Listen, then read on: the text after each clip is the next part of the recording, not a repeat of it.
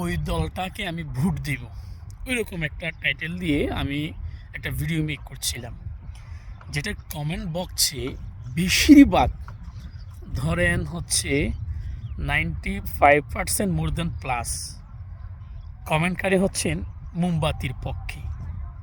এ থেকে বোঝা যাচ্ছে এইবারে অন্যান্য বারের চেয়ে এবারে ইলেকশনে মোমবাতির কিছু ভালো দিক লক্ষ্য করা যাচ্ছে এবং ভালো করবে বলে মনে হচ্ছে, যেটা আপনারা স্ক্রিনে দেখতে পাচ্ছেন।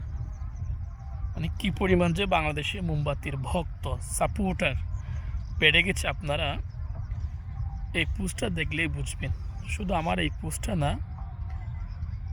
ওই রকম আরও অনেক মোমবাতি সম্পর্কে পোস্ট আছে। আমার কথা হচ্ছে, যেগুলো ইসলামিক দল আছে তারা ক্ষমতায় আসুক, কারণ তারা যদি ক্ষমতায় আসে অন্তত দেশে খারাপ কাজ বন্ধ হয়ে যাবে, দুর্নীতি বন্ধ হয়ে যাবে, অপসংস্কৃতি বন্ধ হয়ে যাবে।